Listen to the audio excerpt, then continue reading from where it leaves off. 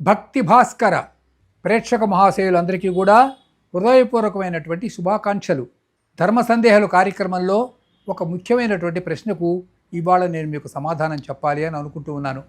అదేమిటంటే, స్త్రీలు ఎందుకు కాటుక పెట్టుకుంటారు, ఎందుకు సింధూరాన్ని ధరిస్తారు, ఎందుకు గాజులు వేసుకుంటారు, ఎందుకు కడియాలు వేసుకుంటారు, ఎందుకు ఆభరణాలు పెట్టుకుంటారు, ఇలా కొన్ని ప్రశ్నలు వేస్తూ ఉంటారు. వీటిలో ఒక్కొక్క దానికి ఒక్కొక్క ప్రయోజనం ఉందండి. ఆభరణం అన్నటువంటిది వాళ్ళ యొక్క భౌతికమైన ఆకర్షణను పెంచేది మాత్రమే కాకుండా, ఒక బంగారు నగ శరీరం మీద ఉన్నప్పుడు వాళ్ళు స్నానం చేస్తూ ఉంటారు కదా రోజు, ఆ బంగారము యొక్క నగకు ఈ నీళ్ల యొక్క తాకిడి, నీళ్ల యొక్క స్పర్శ జరిగి ఈ శరీరం అంతా కూడా ఒక రకమైనటువంటి మెడికేషన్లోకి వస్తుంది. బంగారానికి ఆ లక్షణం ఉన్నది. బంగారానికే కాదు, తామ్రానికి కూడా ఆ లక్షణం ఉన్నది. తామ్రం అంటే ఏమిటి? రాగి. కొంతమంది రాగి కంకణాలు ధరిస్తూ ఉంటారు. రాగి కూడా బీపీ, ముఖ్యంగా మన రక్తపోటును కంట్రోల్ చేయగలిగినటువంటి లక్షణం రాగికి ఉంది. అందుకని రాగి కంకణాలు చాలామంది కాళ్ళకి వేసుకుంటుంటారు, చేతులకు వేసుకుంటూ ఉంటారు. కాబట్టి ఇది అలంకారం కోసం, అంటే అట్రాక్షన్, ఆకర్షణ కోసం మాత్రమే కాకుండా ఇవన్నీ ఆరోగ్య సూత్రాలు. ఇలా రౌండ్గా ఉన్నటువంటిది ఒకటి వేసుకోవటం వల్ల ఏం జరుగుతున్నదన్నమాట, మనకి ఆ సైకిల్, ఇప్పుడు మనకి ఎలక్ట్రిసిటీలో ధనధ్రువం, రుణధ్రువం అని ఏదో చెబుతూ ఉంటారు కదా పారిభాషిక పదాలు. అలాగా ఈ మన లోపల ఉన్నటువంటి ఎనర్జీలో ఈ పాజిటివ్ ఎనర్జీని ఉత్పత్తి చేసేటువంటి అవకాశం ఒకటి ఉంటుంది. ఇక్కడ బొట్టు పెట్టుకుంటారు, దీన్ని పిట్యూటరీ గ్లాండ్ అంటారు. చిన్నపిల్లలకి ఏం చేస్తారంటే ఇంత పెద్ద బొట్టు పెడతారు, మరి నల్లగా ఇది పెద్ద బొట్టు పెడతారు. ఎందుకండి? దిష్టి తగలకుండా. అంటే మన కళ్ళు చాలా పవర్ఫుల్ కదండి. ఈ కంటి చూపు పడేసరికల్లా ఆ పిల్లవాడికి ఆ కళ్ళలోంచి వచ్చేటువంటి కిరణములు ఏవైతే ఉన్నావో వాటి ద్వారా వచ్చే మంచి చెడు ఏదైనా సరే అది బొట్టు ఆపేసేస్తుంది. కాబట్టి ప్రతివారు మాత్రం రోజు బొట్టు పెట్టుకుంటారు. ఇక్కడ సింధూరంలో బొట్టు పెడతారు. ఇది చాలా ముఖ్యమైనటువంటి స్థానం. ముఖ్యంగా నార్త్ ఇండియన్స్ ఇది ఇక్కడ దీన్ని పాపట బొట్టు అంటారు, దీనికి ప్రాధాన్యం ఇస్తారు నార్త్ ఇండియన్స్. మన దక్షిణ భారతదేశంలో వాళ్ళేమో ఇక్కడ బొట్టు పెడతారు.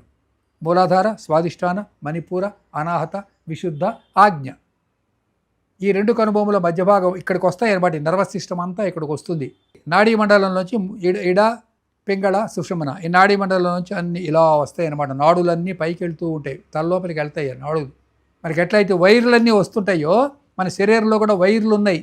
ఆ వైర్లనే నాడులు అంటారు. ఈ నాడులన్నీ పైకి వెళ్తూ ఉంటాయి. ఇక పసుపు ఎందుకు? నిరంతరం వాళ్ళు స్త్రీలు ఈ నీళ్లలో వాళ్ళు పనులు చేసుకుంటూ ఉంటారు కదా. ఈ పసుపు అనేది ఇది యాంటీబయాటిక్.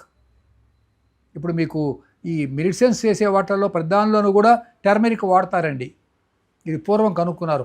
పసుపులో ఇలా యాంటీబయాటిక్ లక్షణాలు ఉన్నాయి. అంటే పొద్దుగోకులు కాళ్ళకు పసుపు పూస్తూనే ఉంటారు వాళ్ళు. ఏ శుభకార్యాలు వచ్చినా సరే ముందు పిలిచేదని కాళ్ళకు పసుపు పూసి నుదుట బొట్టు పెడుతూ ఉంటారు కదా.